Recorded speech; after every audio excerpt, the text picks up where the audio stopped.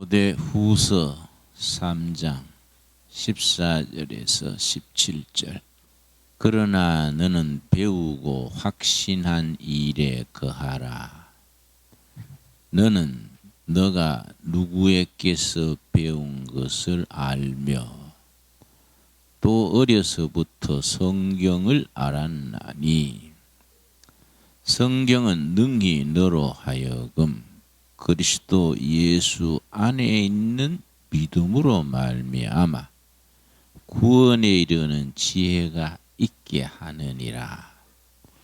모든 성경은 하나님의 감동으로 된 것으로 교훈과 책망과 바르게 함과 의로 교육하기에 유익하니 이는 하나님의 사람으로 온전하게 하며 모든 선한 일을 행할 능력을 갖추게 하려 함이라.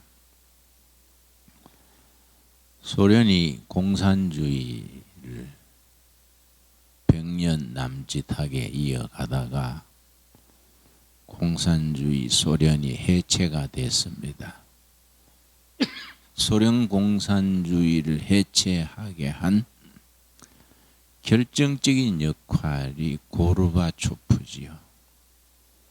고르바초프는 모스크바 대학 다닐 때에 공산청년 동맹에 가입해서 대학 시절부터 공산당 당원으로서 활동을 했습니다. 총명하고 지도력도 있으니까 모스크바 대학을 졸업한 뒤에 저 중앙아시아 뭐 코카사스니 무슨 스크니 그런 나라 아제르바이젠이니 뭐 그런 이상한 나라들 있지 않습니까? 공산국 위성 국가인 거기에 이제 관리로 갔습니다. 근데 공산주의 치하에서 생산성이 오르지 않으니까 식량 증산이 안 되는 겁니다. 왜냐? 집단 농장을 하니까 네 땅도 아니고 내 땅도 아니고 퇴비도 안 넣고 열심히 안 하는 거예요. 열심히 농사 져봐야 당에서 다 가져가 버리고 자기는 100원만 받아 먹으니까 노동의욕이 없어지는 거지요. 그런데 식량 부족이 아주 만성적으로 소련 공산권에 일어났습니다. 식량이 부족하면 뭐 나라의 기틀이 흔들리지요. 그래서 이제 소련 정부에서 식량 증산 운동을 펼치면서 식량을 많이 생산하는 지역은 특혜를 주기로 이제 그러고 그 소련 연방 안에 식량 증산에 우수한 지역을 뽑아가지고 표창을 하고 거기에 이제 행정 책임자를 승진을 시키고 그걸 발표를 했습니다. 근데 고르바초프가 모스크바 대학을 졸업하고 간 지역이 고려인들이 사는 지역이에요. 중앙아시아. 그 사람들은 왜 거기 오게 됐냐? 1937년경에 스탈린이 정권을 잡은 후에 저 브라디보스토크 연해주 지역에 조선인들이 한 40만이 살았습니다. 일본 제국의 통치를 피해 가지고 독립운동하던 사람들, 경상도 전라도에 소작에 시달리던 농민들이 연해주로 이민을 가서 농사를 지었는데 거의 40만이 됐습니다. 그래서 스탈린이 무슨 생각을 했냐면은 그 일본이 가까우니까 조선인들이 일본에 편들어서 소련에 해를 끼칠 수 있다 이래 생각하고 한날 한시에 밤중에 전부 고려인들을 모아가지고 한겨울에 열차에 막 짐짝처럼 실어가지고 중앙아시아로 강제 이송을 시켰습니다. 그러니까 하루 만에 이사 준비해라 해가지고 막 데려가니까 뭐 대책 없이 끌려간 거지요. 또 추운 겨울이라 열차 안에서 많이 죽었습니다. 얼어 죽고 뭐 설사병으로 죽고. 근데 이제 중앙아시아까지 뭐 그 먼 길이지 않습니까? 가가지고서는 상부에서 지시를 내리기를 4km마다 한 부대기씩 내려놔라. 4km마다 곱배 하나씩. 그 추운 겨울에 얼었는 땅에서 4km마다 한 곱배씩 내려놔라 하니까 지방행정관이 생각하기를 이 사람들은 골치 아픈 백성들이니까 얼어 죽게 두라는 말이로구나. 이렇게 해석을 한 거예요. 그쪽 지역이 춥잖아요. 추운 지역에 그렇게 겨울에 막 대책 없이 내려놔 버리면 뭐 살아남을 수 없지요. 그러니까 명령하는 대로 이제 4km마다 내리고 기차는 지나갔습니다. 한 20일쯤 뒤에 지방관이 그동안에 얼어 죽었겠지, 연해주에서 온 고려인들이 죽었겠지 생각하고 가봤어요. 갔더니 이 사람들이 땅굴을 파가지고 그 숯을 만들어가 불을 피우고 굴 속에 이제 이불 같은 걸 이제 위에 덮고 살아 있는 거예요. 참 희한한 사람들이다. 봄이 됐는데 이제는 얼어 죽었겠지 하고 가봤더니 하루 만에 이사 간다고 하루 만에 명령 내려서 끌어왔는데 씨나락을 가져온 거예요. 옛날에 중년에 아무리 굶어 죽어도 내연에 씨 뿌릴 벽씨는 먹지 않았습니다. 아무리 배고파도 그거는 놔둬야 내연에 농사 지을 수 있거든요. 그 벽씨를 그건 다 챙겨온 거예요. 그걸 하루 만에 이사하면서 봄에 그걸 강물을 끌어들여 가지고 옷자리를 만들고 있는 거예요. 그래가지고 모를 키워가지고 그쪽에는 벼농사라고는 해본 적이 없어요. 그냥 넓고 넓은 풀밭이요. 그 땅을 개간해가 모짜리를 만들어가지고 모를 키워가지고 그해 벼수확을 했는데 중앙아시아는 뭐 개벽 이래 처음 벼농사가 된 거예요. 근데 그 지역에 고르바초프가 부임해 간 겁니다. 소련 중앙정부에서 식량 증산 운동을 하니까 고르바초프가 고려인들 마을에 다니면서 우리 1등 한번 해봅시다. 고려인들을 설득했어. 여러분 열심히 벼농사 지으면 내가 뒷바라지 하겠습니다. 그 중앙아시아에 끌려간 고려인들하고 청년 지도자 고르바초프하고 의견이 맞은 거예요. 그래서 고려인들이 열심히 벼농사를 지어가지고 그 해에 그 넓은 전 소련에 1등 했어요. 식량 증산에. 그 공로로 고르바초프가 승진을 해가지고 농림부 차관이 됐어. 농림부 차관이 돼가지고서는 중앙아시아에서 고려인들이 했던 그 농사법을 소련 연방 전체에다가 새마을 운동 퍼뜨리듯이 퍼뜨린 거예요.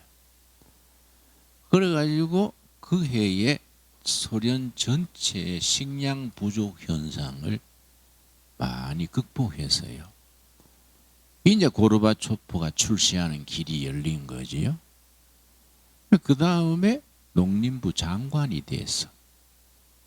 농림부 장관이 돼가지고 중앙아시아 고려인 촌에서 그 농법을 따라가지고 전체에 보급하니까 식량 문제 많이 해결하니까 소련 공산당 제1서기가 됐어요. 그러니까 이거는 소련의 권력자가 된 거지요. 그런데 고르바초프의 배경이 있어요. 공산정부가 돼가지고 성경 읽으면은 체포해서 시베리아 수용소로 보냈어요. 신부들은 그 동방정교회 성직자들은 투옥하고 사형하고 철저하게 기독교를 탄압을 했습니다. 근데 고르바초프가 어릴 때 유치원 고나이 됐을 때 자기 할아버지가 성경을 그 벽에 사진틀 뒤에 성경을 숨겨놓고 이제 일주일에 몇 번씩 가족들 다 모아놓고 성경을 읽는 거예요, 할아버지가. 근데 그때 보초를 고르바초프를 시켰어요. 어리니까. 네가 밖에서 망 보다가 누가 오면 할아버지 누가 와요. 이렇게 연락해라. 그럼 얼른 성경을 이제 사진틀 뒤에다가 숨기고 그냥 식구들은 차 마시는 척 하는 거예요. 그 속에서 자랐어요, 고르바초프가. 그렇게 자라서 이제 권력자가 됐는데, 고르바초프가 소련 공산주의 제1서기가 된 뒤에 첫 번째 사인했는 법안이 성경을 마음대로 인쇄하고 성경을 마음대로 전하고 성경을 마음대로 읽어도 좋다. 이 법안이 고르바초프가 결재했는 첫 서류요, 그게. 그리고 고르바초프가 개혁 개방 정책을 쓴 거지. 그라스노스크, 페레스트로이카 그렇게 불러요. 거기서부터 소련이 변화되기 시작한 것이요. 그러니까 고르바초프가 첫 번째 법안을 그걸 사인을 하면서 탄식을 한 게 있어요. 고르바초프의 자서전에 나옵니다. 우리 공산당 선배들이 십계명을 읽지 못하게 하고 성경 읽는 것을 금하면서 소련 공산주의는 망하기 시작했다. 고르바초프가 그 탄식한 얘기예요. 소련 공산당 정부가 시작돼서 그건 무신론이고 유물론이니까 기독교하고는 반대되거든요. 기독교를 그 동방 정교회 지역이지요. 오리엔탈, 오도독스, 동방 정교회. 그래서 무자비하게 막 성직자들을 투옥을 하고 성경을 압수해서 불태우고 성경 읽으면 시베리아 강제 노동사로 보내고 그게 나라 잘한다고 한 거인데 고르바초프는 선배들 스탈린, 브레즈네프 뭐 쭉 있잖아요. 그러면서 소련은 망하기 시작했다. 그래서 이제 고르바초프 그 뒤에 우여곡절을 거쳐서 소련이 이제 공산주의 포기하고 개방되면서 신앙의 자유가 온 거예요. 지금은 이제 동방정교회가 많이 회복되고 있지요. 그러니까 성경이라는 것이 역사를 만드는 책이에요. 그 일본의 평신도 성경학자가 우찌무라 간조 센세이가 있는데, 이분은 이제 그 홋카이도에 농업학교가 있어요. 사무라이 집의 아들인데 홋카이도 농업학교에 입학을 했어요. 홋카이도 농업학교 교장이 미국에서 농가대학 학장하다가 홋카이도 농업학교 교장으로 갔어요. 선교하러 간 겁니다. 선교하러. 갈 때 일본 정부하고 약속이 뭐냐 하면은 수업 시간에 학생들에게 성경을 얘기하거나 기독교 포교 운동은 하지 못한다. 서약하러 갔어요. 일본이 이제 그때는 개혁 초기니까 기독교 신앙이 들어오는 것을 금하려고 한 거지요. 근데 이 사람이 이제 홋카이도 농림학교 교장으로 가가지고, 나는 교장이지만은 기숙사 사감까지 겸하겠다. 그래서 학생들 영어 교육시키고 인격 교육을 하겠다. 그러니까 이제 그거는 좋다. 그래서 이제 사감으로 있으면서 저녁으로 학생들을 불러다가 성경 가르치는 거예요. 그 일본 정부에서 그걸 시비를 거니까 약속대로 했잖냐.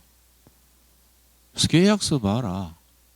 수업 시간에 안전한다 그랬지 기숙사에서 안전한다는 말은 없잖냐. 기숙사는 내가 학생들 지도하기 위해서 사감으로서 공자님 사서 오경 가르치듯이 내가 가르치는 거다. 정 마음에 안 들면 날 보내라. 난 되돌아갈게. 왜 일본 정부에서 그 말이 맞잖아요. 계약서에 거기 기숙사에서 안전한다는 말은 없으니까. 그래서 1년쯤 있다가 11개월 만에 도저히 안 되겠다 해서 추방을 했어요. 그 사람이 이름이 클라크요. 클라크. 윌리엄 클라크. 농가대학 학장직을 사임하고 일본에 선교하러 일부러 자원한 거야. 진실한 크리스찬이에요. 11개월 만인가 미국으로 되돌아가면서 전교생을 강당에 모아가지고 유명한 연설을 했습니다. 연설 제목이 Boys be ambitious. 앰비션 알지요? 앰비션. 야망. 포부. 앰비션. 소년들아, be ambitious. 야망을 가져라. 이런 뜻이죠. Boys be ambitious. 그 마지막 고별 연설인데 그때 참석했던 학생들이 그걸 잊지 않고 전문을 남겼어요. 그래서 이제 홋카이도 거기 수도에 가면은 크라크 기념공원이 있습니다. 그 기념공원에 크라크 비가 있어요. 그 비문에다가 그 연설문을 적었습니다. 그 비문의 제목이 Boys be ambitious. 상당히 그 감동적이에요. 그러니 한국에서 관광객들이 일본을 가는데 우리 관광객들이 수준이 좀 문제야. 그런 기념 공원에 가가지고 그거 읽어보고 사진도 찍고 그래야 제대로 된 관광이 되는데 그런 건 모른 척하고 매장에 가서 일이 물건만 사고 일본 화장품만 들이사고 그런 걸 챙기는 사람이 없어. 나는 그런 걸 아니까 공원에 가서 그걸 다 사진 찍고 돌아보고 하니까 관광 안내원이 목사님은 좀 별다르시네요. 응? 이런 걸 아무도 안 챙기는데 챙기시네요. 그러니 하더라고요. 그 학교에 우찌무라 간조 청년이 사무라이 아들로 들어가 가지고 그 크라크한테 감명을 받았어. 그 사무라이가 크리스찬이 된다는 건 어렵지요. 그런데 그 기숙사에 있던 전원이 크리스찬이 세례를 받았어요. 감명을 받았어. 지금 또 일본이 기독교가 많이 약한데 그 크라크 문화에서 세례받고 크리스찬이 돼가지고 그래서 평생을 헌신한 사람들의 인맥이 지금도 쭉 내려옵니다. 그 중에 한 명이 우찌무라 간조지. 이 사람이 이제 농업학교를 졸업을 하고 미국 유학을 갔어요. 감리교 계통의 미국 대학에 유학을 하면서 신학을 공부했지요. 그런데 신학을 공부하면서 이제 자업으로 이제 정바가 이런 장애인 학교에 교사로 갔어요. 그래 장애인들이 뭐 행실이 안 좋고 습관이 나쁘고 하니까 교칙을 어기고 하면은 우찌무라 청년 우찌무라 간조 선생이 어떻게 했냐면은 걔 불러놓고 네가 이런 거 잘못했지 않느냐.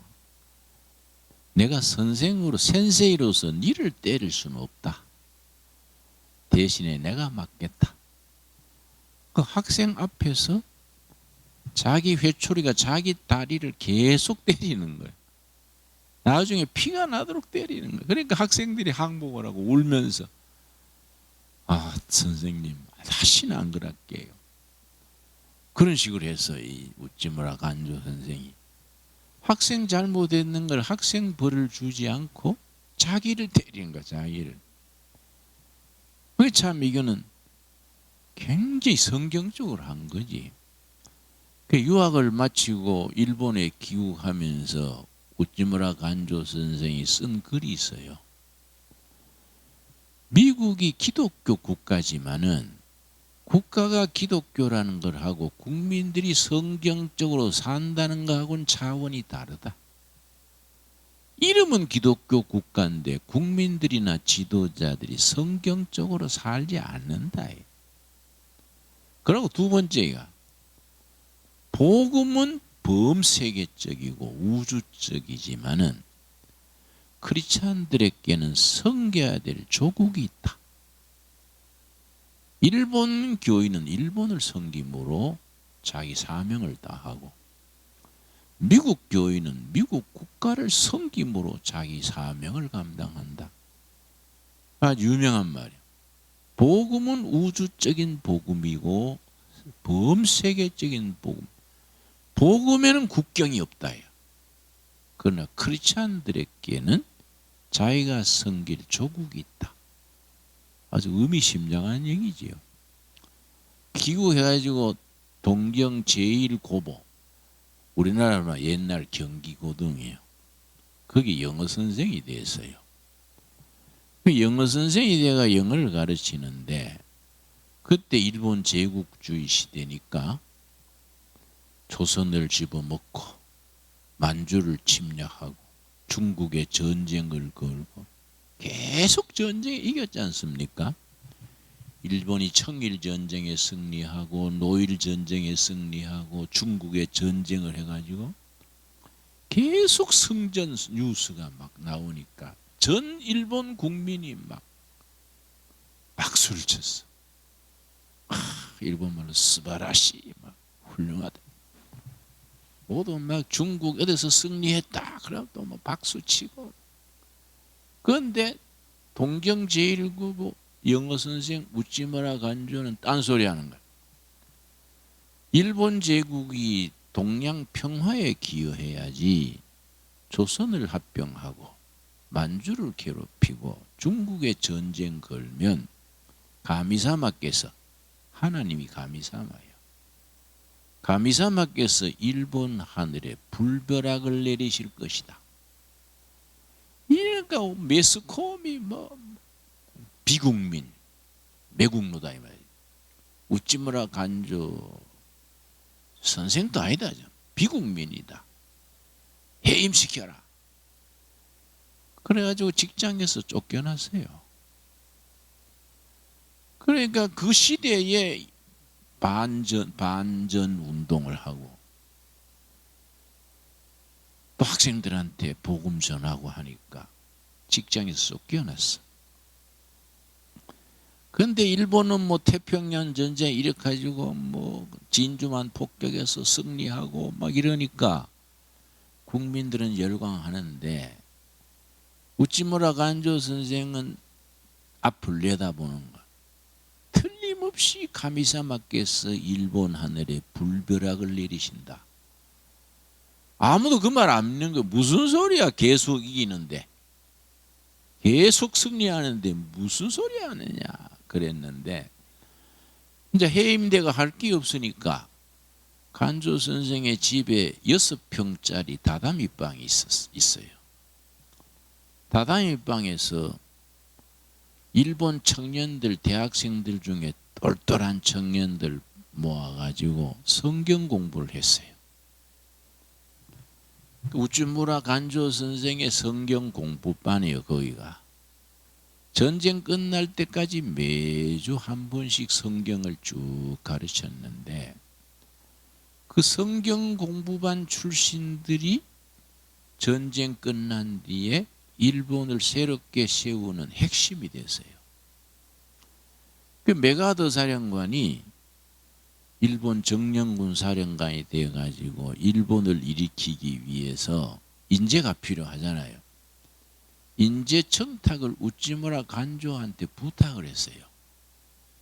내가 일본 점령군 사령관으로서 신일본을 건설하고 싶은데 민주주의 일본, 세계에 기여하는 일본을 세우고 싶은데 인재가 필요하여 선생이 나한테 인재를 추천해 주세요.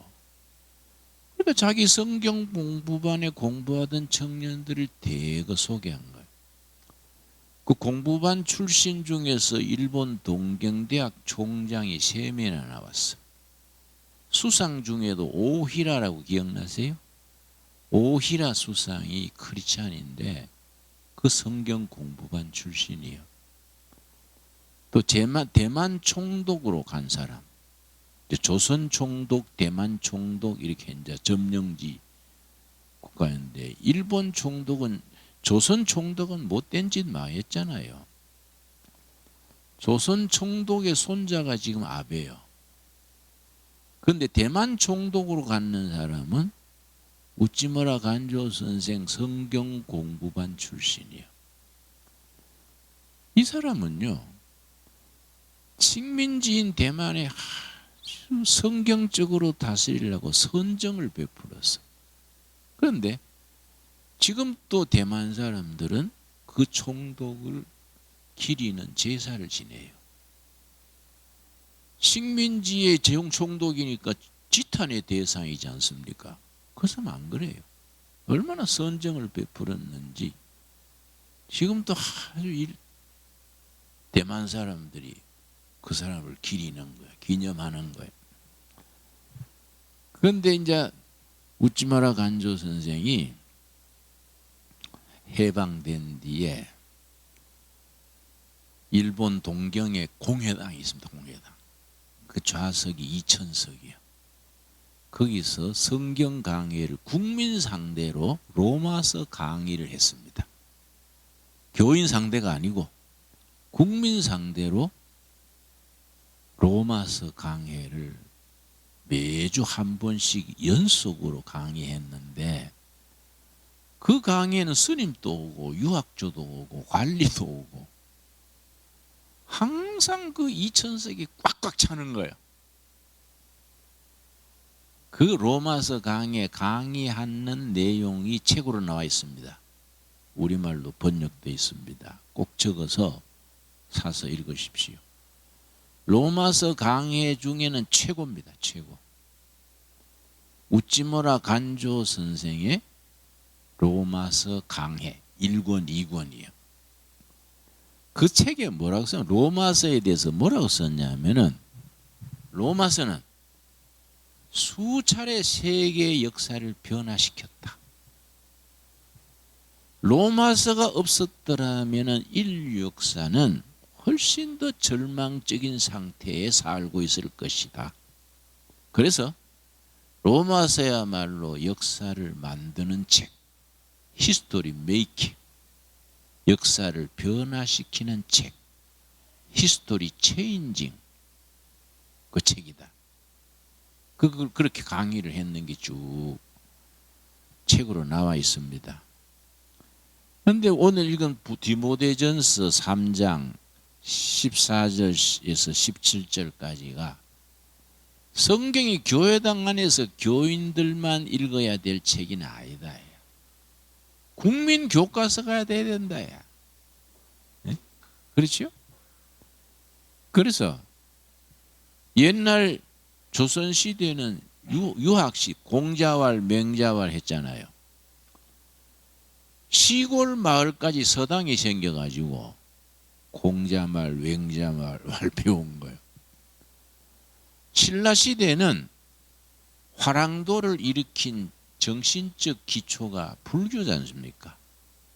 화랑도의 세속 5개 배웠지요? 세속 5개 화랑도의 기본 정신 5가지를 지은 사람이 누굽니까? 원광 스님이요. 원광 스님. 기억나지요? 학교 시간에 졸았어요. 고등학교 때? 원광 스님이 만든 세속 5개. 전쟁에서 물러나지 마라. 이유 없이 살인하지 말라. 뭐 이 5가지 있잖아요. 원광 스님이요. 고려 시대는 그때 불교 시대죠. 진울 스님이 진울 스님. 진울 스님이 그 교법의 감화가 커서 온 나라가 국사 나라의 스승으로 진울 스님을 높였지요. 조선 시대의 유명한 학자들 이율곡, 또 이태계, 다산정약용, 서화담 이 다 석학대 석학. 그런데 우리 기독교는 말이에요. 130년 전에 들어와 가지고 기독교 역사가 100년 됐을 때 한국교회 100주년 기념 100주년 기념 사업이 있었어요. 100년간 우리 조선인이 쓴 성경 주석이나 설교집이나 기독교 문학을 뽑아서 100주년을 기념하는 서적을 한 권 뽑아서 후손들에게 전하고 번역해서 세계에 보급하자. 한국교회 100주년 기념 도서 선정위원회를 만들었어요. 그래 위원으로 5명을 뽑았어. 5명이 6개월간 작업하다가 이거 없던 걸로 하자. 왜냐? 세계에 내놓을 만한 책이 없어. 3권 뽑기는 뽑았는데 그 아카데믹한 학문적인 수준이나 미래에 대한 비전이나 성경적 기초에서 세계에 내놓을 만한 내용이 못 돼. 그 3권 중에 한 권이 이제 뜻으로 본 한국 역사. 그 누굽니까? 응? 함석헌 선생의 뜻으로 본 한국 역사도 3권 중에 들어가 있었어요. 근데 이제 그것도 이제 한국 뽑아서 전하려니까 기독교 신앙의 그 정통성, 2000년 교회 역사에 그걸 담고 있어야 되지. 자기 나름으로 자기 생각에 빠져 있으면 그거는 범세계적이 못 되잖아요. 나도 그 책을 좋아하는데 100주년 기념할 만한 책으로서는 부족하지 이제. 그래 그 위원회가 차라리 안 뽑으면은 모르잖아요 사람들이. 하나 선정해서 발표해 놓으면은 해외에서 읽어보고 이걸 가지고 100년 기념 대표라 하냐. 오히려 이거는 빛을 가리겠단 말이야. 그래 그 위원회가 그냥 해산했습니다.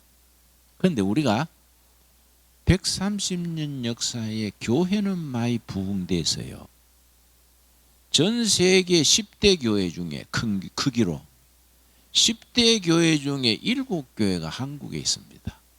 순복음교회로부터. 크기로는 전 세계 10대 교회 중에 7개가 한국에 있는데 사상성, 신학적 깊이 이런 거는 세계적이 되지 못하는 거예요. 그럼 무슨 얘기냐? 100여 년간 열심히 교회 부흥하고 전도하고 했는데 생각을 깊이 못했다. 사상성이 없어. 사상성이. 그렇죠? 한국교회 장점 중에 하나가 복음적 전통입니다. 이걸 영어로 이반제리칼 트래디션, 이반제리칼, 복음적이에요. 한국교회 자랑스러운 게 3가지가 있어요. 세계교회 자랑할 만한. 한국교회 주류, 그걸 메인스트림 그래. 한국교회 주류는 복음적이에요. 장로교도, 감리교도, 성결교회도 복음적인 전통이 살아 있습니다. 첫째예요. 둘째는 평신도들이 유능해요. 평신도들.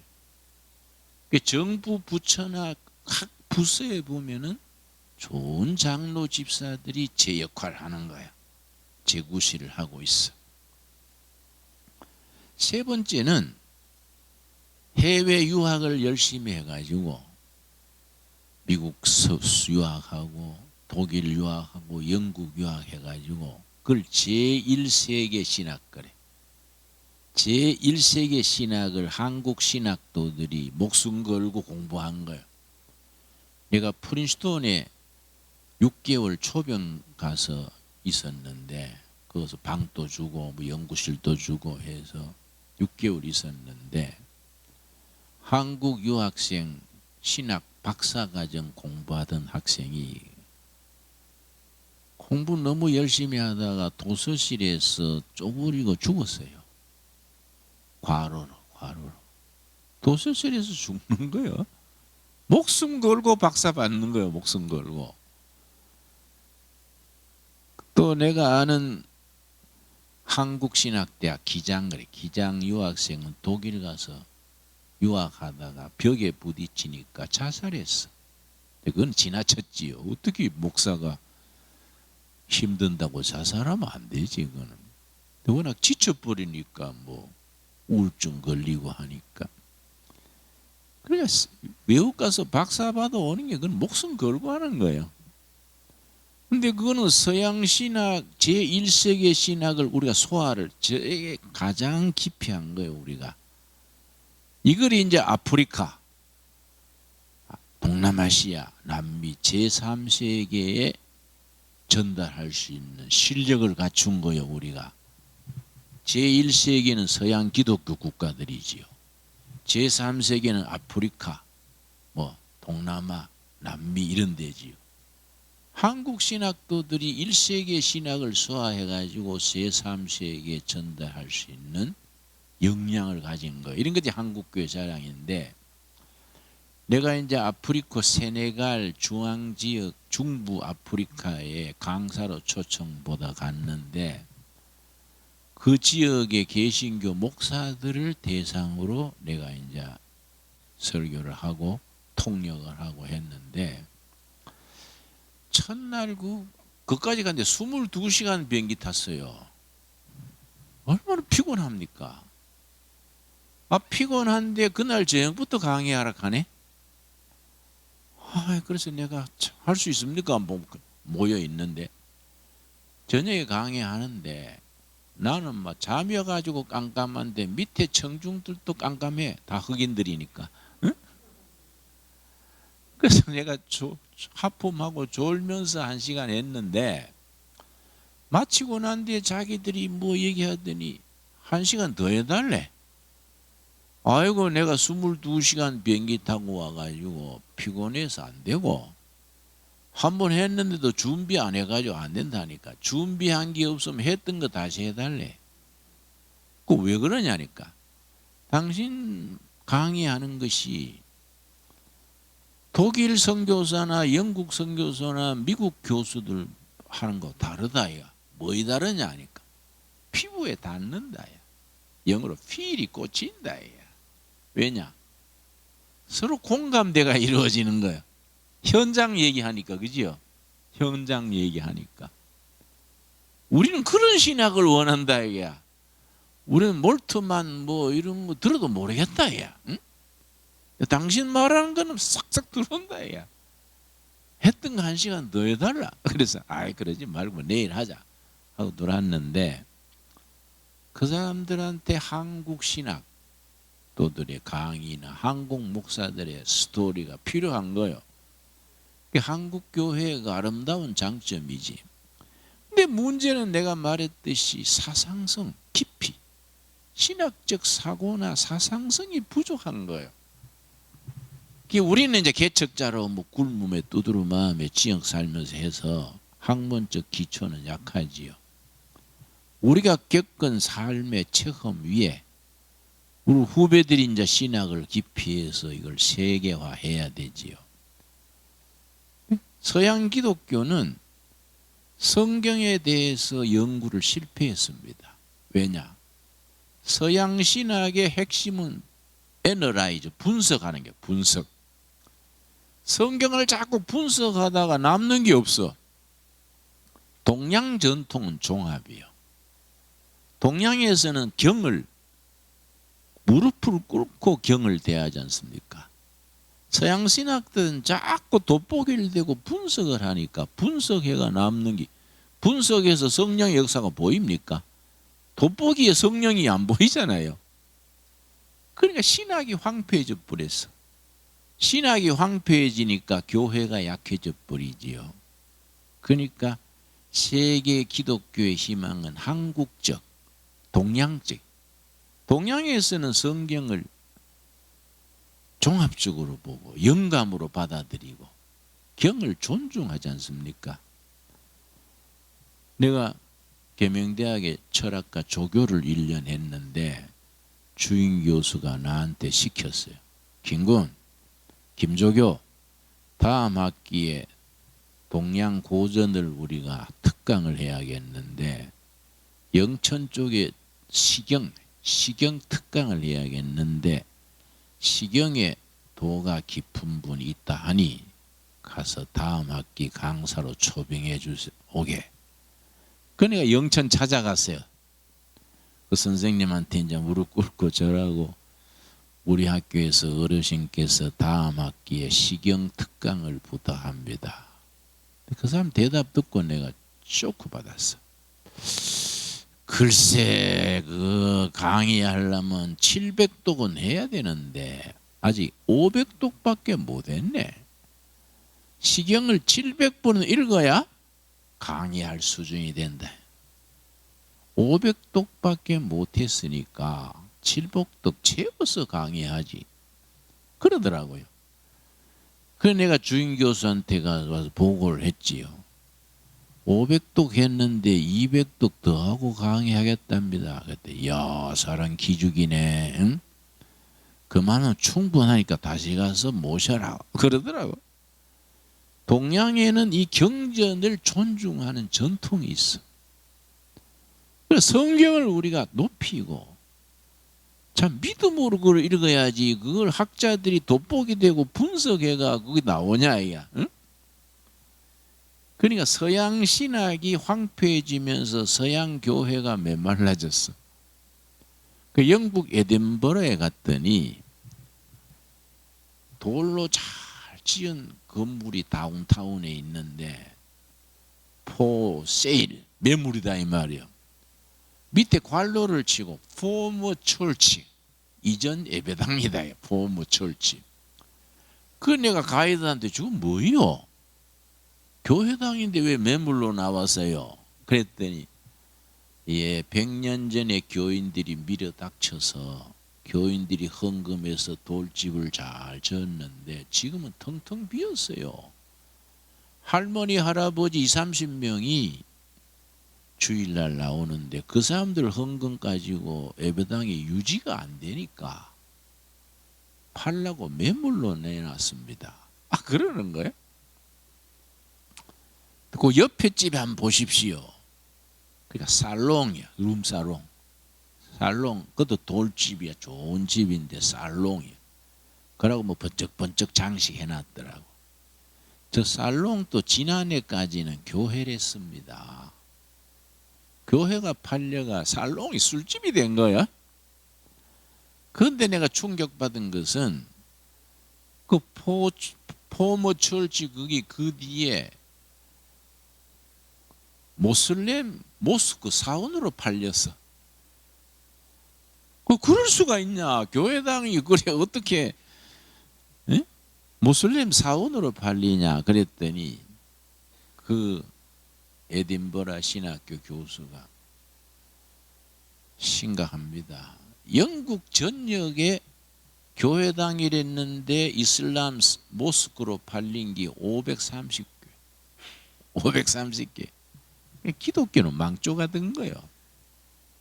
그걸 옛날 노동자로 왔던 이슬람들이 자식들을 많이 낳아가지고 번져가지고 모스크 사원으로 만든 게 530교회라. 그래 우리가 영국, 미국, 독일에서 복음을 받았는데 이제는 우리가 제대로 된 신학을 가지고 우리가 복음을 그쪽으로 전해야 돼. 역수출이지. 그렇지요? 한국 교회가 굉장히 중요합니다. 세계 교회로 굉장히 중요한데 그런 사명을 감당하려면은 성경에 대한 재인식. 그런데 보수주의자들은 성경 해석이 너무 좁아. 너무 좁아가지고 좁게 보면 안 보이지 않습니까? 그러면 이 세계적인으로 전할 수 있는 영역이 안 되지요.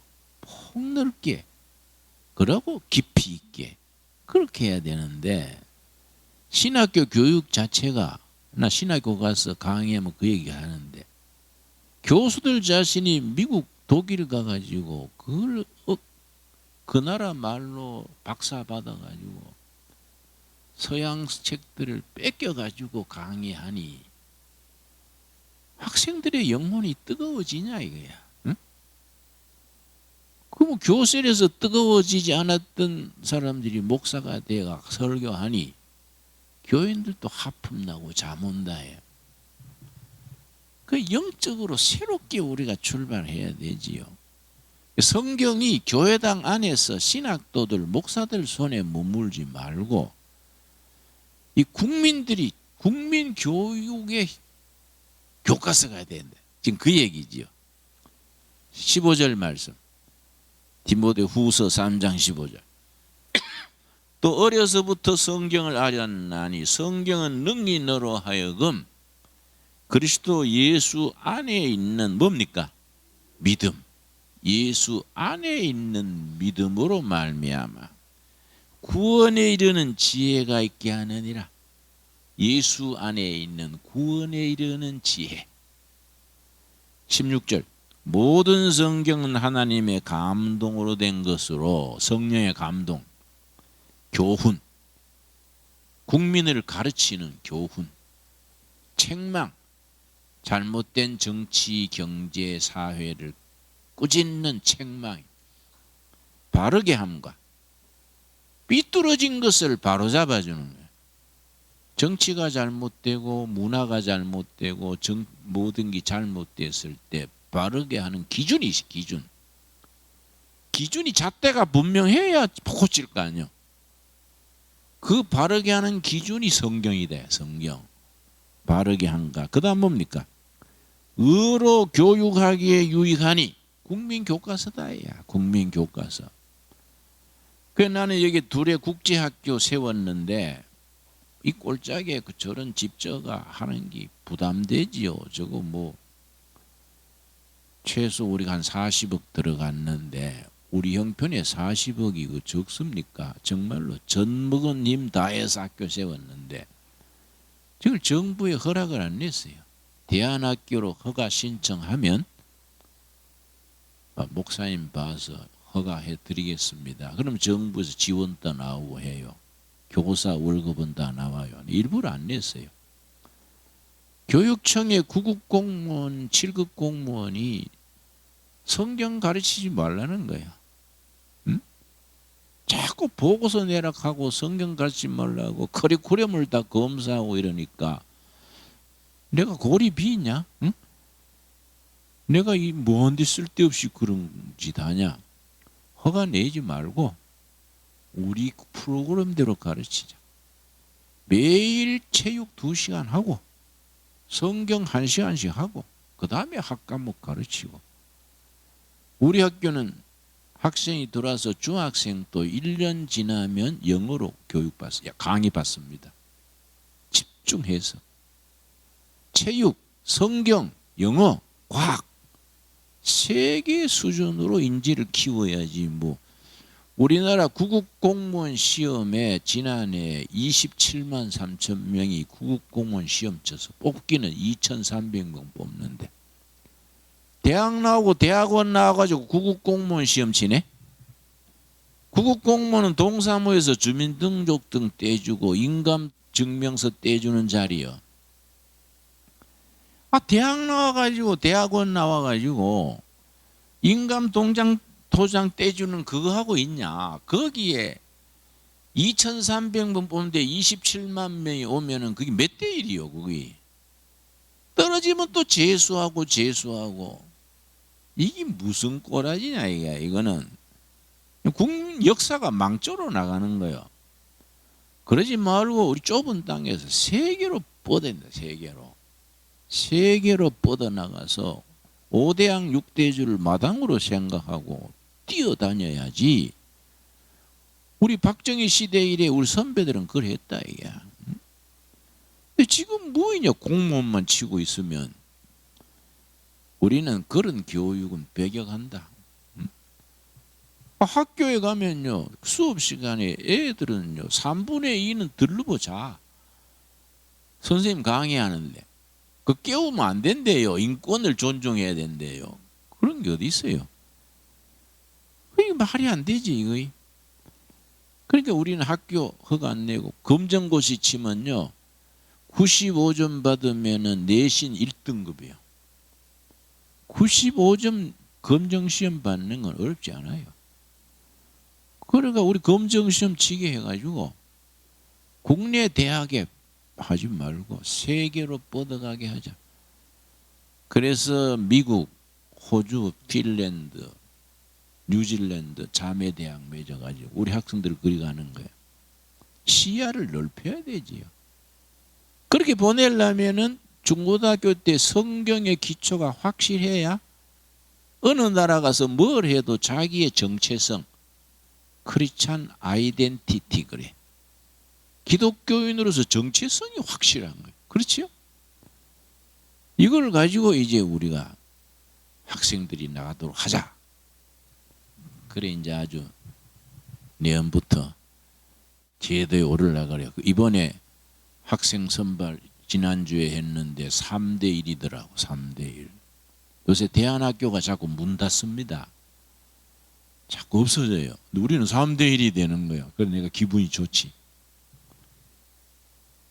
우리가 교회가 이런 성경 교육을 바로 해야 돼. 그래서 우찌무라 간조 선생 얘기처럼 역사를 만드는 책 성경, 역사를 변화시키는 책 성경. 고르와 조프가 그 얘기 아니요. 자기 선배들이 잘하는 줄 알고 성경 못 읽게 하고 그러면서 소련 공산당은 망하기 시작했다. 나라가 되려면 최소한도 십계명과 주기도문 있었어야 되는데 고르바초프의 얘기요. 나라가 되려면 십계명하고 주기도문은 남겨놨어야 나라가 된다. 십계명 없어지고 나니까 나라가 소련이 그때부터 망했다. 100년 안 돼가 소련 공산당이 간판 내렸지 않습니까?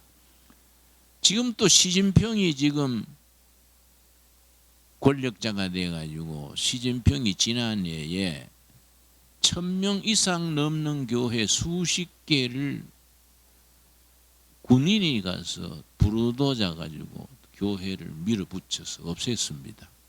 세계에 나가세요. 교회당 십자가 막 무너진 거. 그 시진핑이 망할 짓을 하는 거지. 그렇죠? 절대로 시진핑 생각대로 나라가 안 됩니다. 지금이 어떤 시대인데 정권이 예배당 헐어 뜯는 게 지금 어느 시대인데 그 중국이 되겠습니까? 응? 미국이 좋다 나쁘다가 아니라 신앙의 자유가 있고 국민을 존중하고 국민을 사람 대접하니까 좋은 거지. 미국 뭐 좋다고 껌뻑 죽을 거 없잖아요. 그러나 데모할 때 우리 태극기 집회에 미국 국기 같이 들고 나가는 거 절대 반대예요. 우리가 무슨 뭐 사대주의냐? 태극기 들고 나가 데모하면 되지. 왜 성조기는 왜 들고 나가냐? 안 그렇습니까? 그런 식으로 하면 안 돼. 국민 대중의 공감을 못 얻어. 아, 예수 믿는 사람들은 미국 아니면 죽을 줄 아는구나. 우리 본의가 가리워지고 괜히 오해받는 거예요. 태극 깃발 들고 미국도 일본도 영국도 중국도 우리 국가 이익에 맞게 외교를 하면 되는 거이지. 그 중시민의 뚜렷한 국가 경영의 지표가 이 성경이 돼. 성경을 우리가 그래 나는 국회에 가끔 가서 강의하는데 예수 안 믿어도 성경 읽어라 그래. 국회의원들한테. 왜 대한민국 국회의원들은 공부를 안 하냐? 맨날 표하고 뛰댕기다가 국회의원들이 머리가 텅 비면 국회의사당이 골빈당이 된다. 안 그래요? 공부하는 국회의원들이 국회에 꽉 앉아 있으면 거기 골빈당이지 뭐. 그럼 국회의원들도 웃으면서 인정해요. 목사님 말씀 맞습니다. 나는 공부하래요. 공부하는 국회의원 되고 예수 믿고 천당 안 가도 좋으니까 성경 읽어라. 성경이 정치 교과서다 이거. 응? 모세, 여호수아, 느헤미야, 바울 이 교과서 아닙니까? 그지요? 이 참 중요한 거이지요. 우리 여러분 성경에 대한 재발견, 성경을 사랑하고 하루 종일 성경 붙들고 있어도 행복할 수 있는 그런 신앙을 길러갈 수 있기 바랍니다. 오늘 거기까지 합시다. 기도하겠습니다. 하나님 감사합니다. 이렇게 어제 저녁에 간 세척을 하고 많이 지쳐 있습니다. 힘 주시옵소서. 말씀으로 힘을 얻어 하늘을 오르는 독수리 같이 하늘로 오늘 산행을 할 때나 뭘 할 때든지 힘 주시고 함께 하시고 이끌어 주시옵소서. 두고 온 가정 일터 섬기는 교회 성령님이 지켜 주시옵소서. 예수님 이름 받들어 기도드렸사옵나이다. 아멘.